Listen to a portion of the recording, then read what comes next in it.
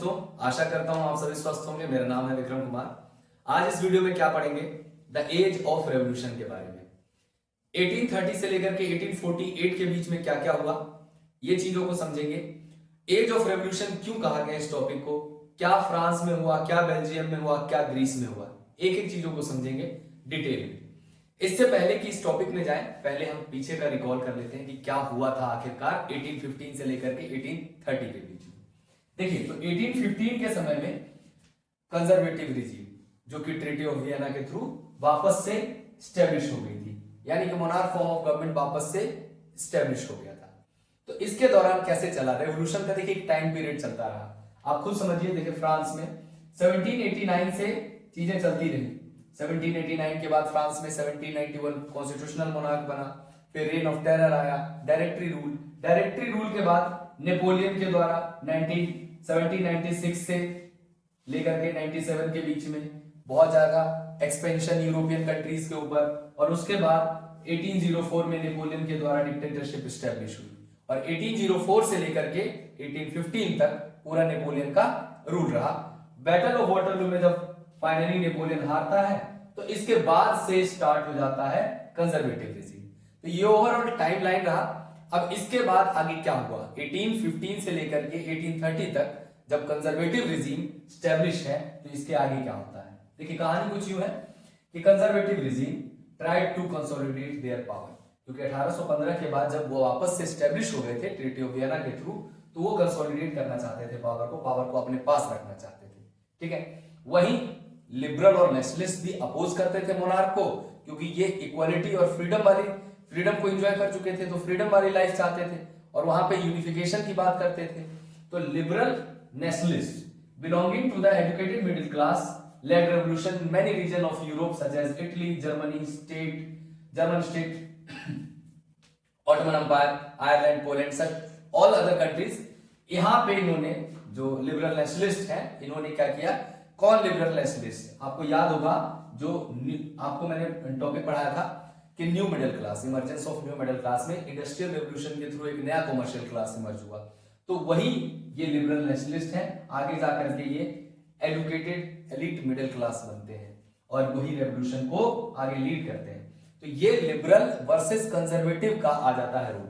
ठीक है, तो ये लिबरल चाहते हैं कि मोनार्क हटे, और कंजर्वेटिव चाहते हैं कि मोनार्क रिजीम फिर से स्टैब्लिश हो। ये पावर को कंसोलिडेट करना चाहते हैं और वे पावर को खत्म करना चाहते हैं, यानी लिबरल नेशनलिस्ट खत्म करना चाहते हैं। तो ये कहानी है इनके बीच की। ठीक है, फर्स्ट अपहीवल इन जुलाई 1830, 1830 में पहला अपहीवल देखने को मिलता है फ्रांस में। कहानी फिर से शुरू होती है फ्रांस से, और अगर आपको याद हो तो फ्रांस में जब कहानी शुरू हुई है, इस कहानी ने पूरी दुनिया को उस चपेट में लिया है। यानी कि जब भी कोई फ्रांस में रेवोल्यूशन हुआ, तो बाकी यूरोपियन कंट्रीज में भी उसका इंपैक्ट देखने को मिला। आइडियाज बहुत सारे जो भी फ्रांस से निकलते थे, लिबर्टी की, इक्वालिटी की, रिपब्लिक की, ये सारा का सारा बाकी यूरोपियन कंट्रीज भी कहीं ना कहीं इससे इंपैक्टफुल होते थे, प्रभाव पड़ता था इन सब यूरोपियन कंट्रीज पे। तो ओवरऑल फिर से फर्स्ट अपहीवल फ्रांस में जुलाई 1830 में स्टार्ट होता है। ठीक है, अब जब फ्रांस में स्टार्ट हुआ तो बाकी यूरोपियन कंट्रीज में भी होगा। ठीक है, ऐसा समझ लीजिए फ्रांस में कुछ नहीं होता ना, तो बहुत कुछ यहाँ पे भी नहीं होता। जो आज प्रेजेंट डे में आप मॉडर्न डे में डेमोक्रेसी को देखते हैं, या फिर अदर यूरोपियन कंट्रीज में जो भी आप डेमोक्रेसी को देखते हैं, वो नहीं होता। ना कुछ होता तो खुदा होता, और ना कुछ था तो खुदा था, ऐसा कुछ बात है। ठीक है, मतलब अगर फ्रांस में ये रेवोल्यूशन ना होता ना, तो शायद आज डेमोक्रेसी ना होता, इक्वालिटी ना होता, लिबर्टी ना होता, बहुत सारी चीजें नहीं होती, बहुत सारे आइडियाज हमारे पास नहीं होते। तो फ्रांस में पहला अपहीवल देखने को मिलता है जुलाई 1830 में। किंग रिस्टोर्ड, देखिए 1815 में जब वहां पे वापस से बर्बन डायनेस्टी स्टैब्लिश हो जाती है, तो वहां पे जो बर्बन डायनेस्टी के रूलर्स हैं, वो वापस से 1815 के बाद कंटिन्यूअस शासन कर रहे हैं रूल में। ठीक है, तो जो ये शासन कर रहे हैं, इन्हें वापस ओवरथ्रोन किया जाता है लिबरल नेशनलिस्ट के द्वारा, जो 1815 में वापस से रिस्टैब्लिश हुए थे। ठीक है, तो पहला अपहीवल तो यहां से शुरू हो जाता है। France become constitutional monarchy with Louis Philippe at its head. अभी फिलहाल प्रेजेंट में 1830 के अराउंड में ये कौन है राजा, तो लुई फिलिप्स हैं। इससे पहले कौन थे, लुई 16 के बाद 17 के दौर पे तो डिक्टेटरशिप था, नेपोलियन का रूल था। लुईस 18 आए, लुईस 18 के बाद चार्ल्स 10। ये नाम आपको पढ़ने के ये एनसीईआरटी में नहीं मिलेंगे, बट इनके बाद सीक्वेंस में आते रहे राजा। उनमें से एक थे लुइस फिलिप। अभी प्रेजेंट में लुइस फिलिप थे और कॉन्स्टिट्यूशनल मोनार्क बना दिया किन्होंने, इन लिबरल नेशनलिस्ट ने ओवरथ्रोन करके राजाओं को। यानी लुइस फिलिप्स के पास भी कोई चारा नहीं था। ऑब्वियस सी बात है, जब देखिए लुइस फिलिप्स ने हिस्ट्री पढ़ी थी, ठीक है, उन्हें पता था कि अगर मैं इसे अपोज करता हूं तो एक बड़ा रेवोल्यूशन होगा। तो लुइस फिलिप भी एग्री हो गए और कॉन्स्टिट्यूशनल मोनार्क फ्रांस फिर से बन गया। तो फ्रांस में जब जुलाई 1830 में फर्स्ट अपीवल हुआ तो फ्रांस अगेन कॉन्स्टिट्यूशनल मोनार्क बन गया और इसके हेड थे यानी राजा थे लुइस फिलिप। नाउ अब इसका इंपैक्ट क्या पड़ेगा? तो इंपैक्ट देखिए क्या पड़ेगा। मेटरनिक, याद है मेटरनिक कौन है? मेटरनिक है Duke Metternich, chancellor of Austria, जिन्होंने होस्ट किया था ट्रीटी ऑफ वियना को। तो ये मेटरनिक साहब एक रिमार्क करते हैं, एक स्टेटमेंट देते हैं, France sneezes the rest of Europe catches the cold. Europe के बाकी सभी देशों में सर्दी हो जाएगी अगर फ्रांस छींक दे, ठीक है। छींकने से इन्फेक्शन फैलता है, तो ऑब्वियस है कि अगर फ्रांस छींकेगा तो बाकी यूरोपियन कंट्रीज में भी वो सर्दी फैलेगी। यानी कहने का मतलब ये था सरकेजम वे में कि अगर फ्रांस में कुछ होगा तो उसका इंपैक्ट बाकी अदर यूरोपियन कंट्रीज में भी देखने को मिलेगा ही मिलेगा, और वैसा ही हुआ भी। तो क्या इंपैक्ट रहा था? तो सबसे पहले हम समझेंगे इंपैक्ट बेल्जियम का। याद होगा आपको कि जब 1815 में ट्रीटी ऑफ वियना हुआ तो ट्रीटी ऑफ वियना के दौरान जो यूनाइटेड किंगडम ऑफ नीदरलैंड है बेल्जियम के साथ, उसे फ्रांस के नॉर्थ में सेटअप किया गया था, ठीक है। तो उसी की बात हम करते हैं। The July revolution sparked an uprising in Brussels. Brussels है आपका बेल्जियम का कैपिटल, ठीक है, which led to Belgium breaking away from United Kingdom of Netherlands. Netherlands, United Kingdom of Netherlands से बेल्जियम सेपरेट हो गया, ठीक है। एक इंपैक्ट ये रहा। दूसरा इंपैक्ट क्या पड़ा? Greece war of independence. Greece एक कंट्री है छोटा सा। अब इसमें ना आपको मैप दिख रहा होगा, ये मैप मैं आपको स्क्रीन पे दिखा देता हूं, क्या समझ लीजिएगा। Greece a part of Ottoman empire, एक बहुत बड़ी डायनेस्टी ऑटोमन एम्पायर हुआ करती थी, मुस्लिम एम्पायर हुआ करती थी, जिसके अंडर ये ग्रीस देश आया करता था। 15वीं सेंचुरी से 15th सेंचुरी से ये ग्रीस जो है ऑटोमन एम्पायर का पार्ट हुआ करता था, ठीक है। अब ग्रीस में भी स्ट्रगल स्टार्ट हो गए इस इंडिपेंडेंस के लिए। क्यों स्टार्ट हुआ उसका कारण मैं समझाता हूं। देखिए दो कारण है इसके। एक तो यूरोपियन कंट्री, जितनी भी वेस्ट यूरोपियन कंट्रीज है, वो ग्रीस को अपना एक तरह से एंशियंट कल्चर का कार्डन मानते थे, कार्डन ऑफ यूरोपियन सिविलाइजेशन।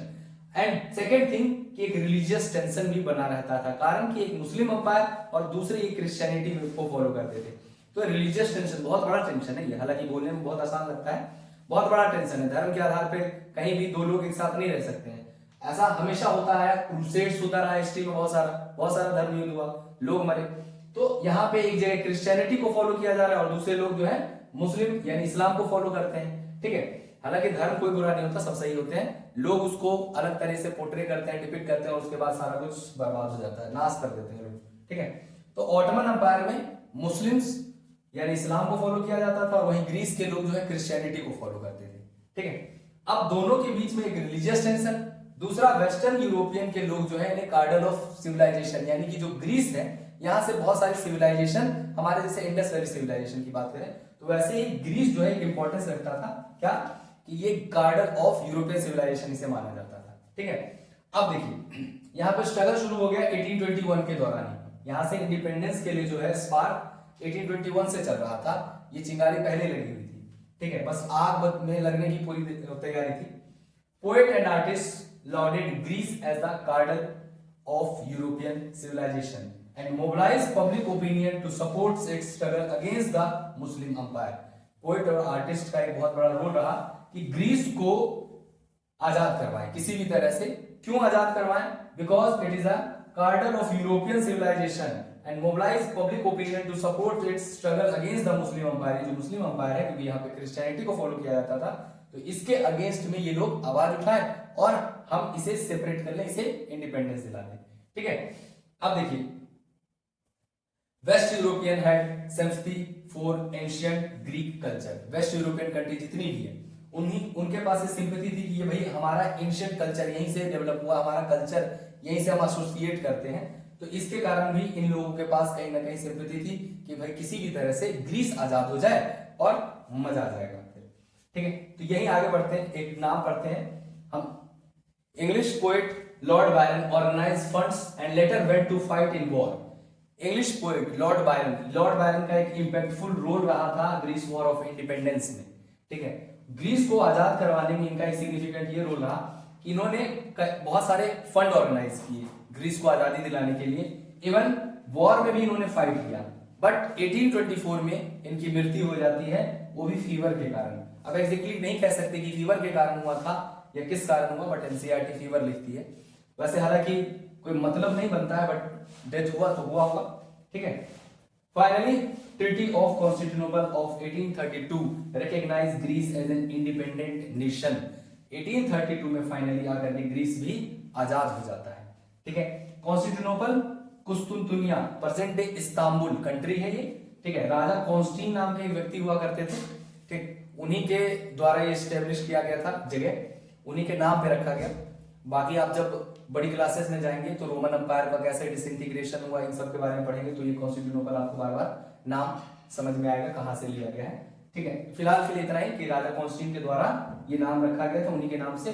तो ये जो है ट्रीटी ऑफ कॉन्स्टेंटिनोपल यहाँ पे साइन हुआ 1832 में, और उसके तहत ग्रीस भी आजाद हो गया। बधाई हो आप सभी को, ग्रीस अब आजाद हो गया, ठीक है। तो आपने देखा क्या कि फ्रांस में जब फर्स्ट अपीवल जुलाई 1830 में हुआ, तो एक तो बेल्जियम और यूनाइटेड किंगडम ऑफ नीदरलैंड का सेपरेशन आपको देखने को मिला। दूसरा आपको देखने को मिला कि ट्रीटी ऑफ कॉन्स्टेंटिनोपल यानी 1832 में जो साइन किया गया उससे ग्रीस आजाद हो गया। तो ये बहुत बड़े दो इंपैक्ट डालता है। अब इसके आगे हम नेक्स्ट टॉपिक में डिस्कस करेंगे कि किस तरह से आगे फ्रांस से जो है नेशनलिज्म की फीलिंग आगे ड्रिवन होगी, कैसे रोमांटिक इमेजिनेशन के थ्रू लोग एक होंगे नेशन स्टेट के फॉर्मेशन के लिए, यूनिफिकेशन के लिए, ये फीलिंग को बहुत ज्यादा डेवलप किया जाएगा। तो अगले टॉपिक में डिस्कस करेंगे। Thank you very much.